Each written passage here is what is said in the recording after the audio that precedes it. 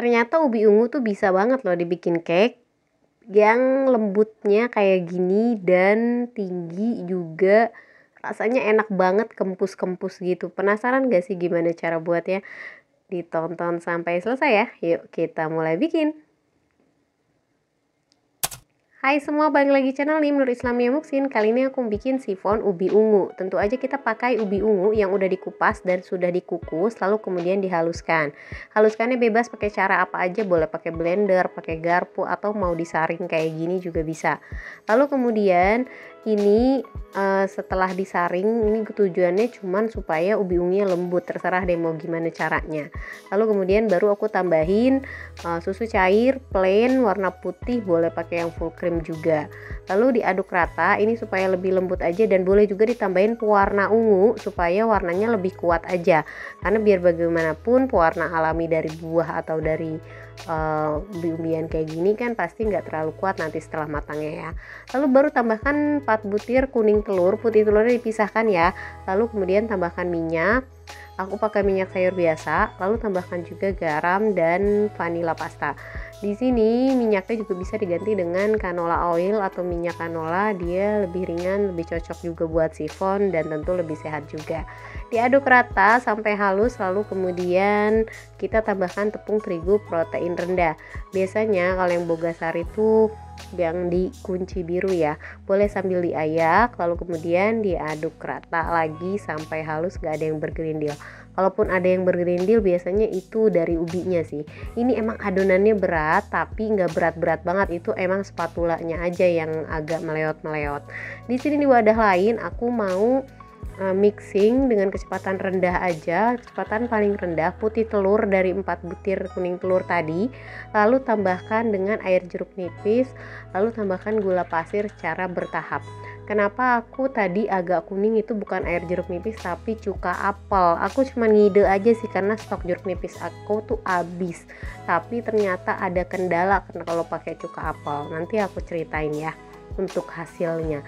Nah, ini udah sampai kayak gini, udah sampai meringnya sampai stiff peak kayak gini, nggak terlalu kaku dan nggak terlalu lembut juga. Lalu kemudian ini wadahnya mau aku ganti yang lebih besar supaya ngaduk-ngaduknya lebih bebas dan lebih luasa aja. Kemudian ini putih telur yang mering yang tadi udah kita kocok, kita campurkan bertahap ya, 3 tahap pencampuran. Nah, kenapa tadi aku pakai cuka apel? Di situ cuka apelnya itu kebetulan ada di rumah dan aku kehabisan stok jeruk nipis dan malas beli aja sih. Jeruk nipis tuh bisa diganti dengan cream of tartar ya. Nah, untuk penggunaan cuka apel, karena cuka apel itu kan emang udah fermentasi ya, jadi ada sifat mengembangkan gitu, maksud ada sifat mengembang gitu kan, fermentasi. Jadi nanti cake-nya bakal lebih bolong-bolong. Itu sih masalahnya sebenarnya. Tapi kalau untuk rasa, kelembutan, kempusnya, untuk mengembangnya itu enak-enak aja, nggak ada masalah sebenarnya. Dan ini pencampuran meringnya itu bertahap, 3 tahap pencampuran, aduk perlahan sampai rata. Di akhir tetap aku aduk pakai spatula, jaga-jaga masih banyak yang belum kecampur, aduk rata bagian bawah-bawah yang nempel-nempel. Lalu kemudian setelah rata semua, siap untuk kita tuang ke loyangnya. Loyang bongkar pasang khas sifon aku pakai yang size 18 cm atau mau pakai yang 15 cm juga masih bisa. Nah, di sini pastiin kita sudah harus manasin oven dari awal kita mulai baking ya. Sekitar 10 atau 15 menit ovennya sudah harus panas. Di sini udah dituang rata, aku ratainnya pakai sumpit, diputer-puter kayak gini atau ujung sendok juga bisa. Lalu aku hentakkan beberapa kali juga untuk mengeluarkan udara yang terperangkap di dalam. Lalu setelah ini siap untuk kita panggang. Set oven di suhu 175 derajat, api atas bawah, lamanya sekitar 15 menit dulu di awal. Lalu kemudian setelah 15 menit aku lakukan teknik slit seperti ini.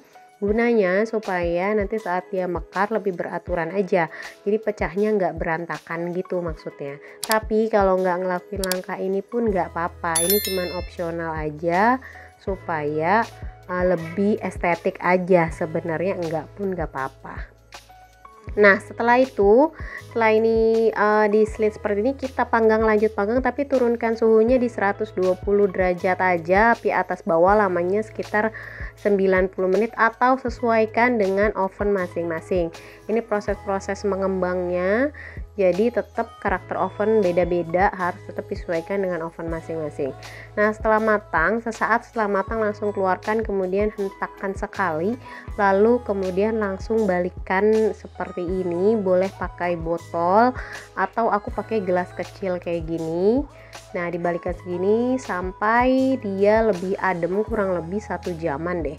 Baru setelah lebih adem bisa kita keluarkan dengan teknik seperti ini, atau dengan cara dislit menggunakan pisau bagian pinggirannya, lalu tinggal dilepas aja. Ini gunanya loyang bongkar pasang sifon tuh seperti ini ya, jadi dia memudahkan untuk mengeluarkan cake-nya, karena memang loyangnya kan nggak kita oles sama sekali. Memang tujuannya supaya cake-nya tuh lengket di pinggiran sehingga dia lebih tinggi dan lebih mengembang.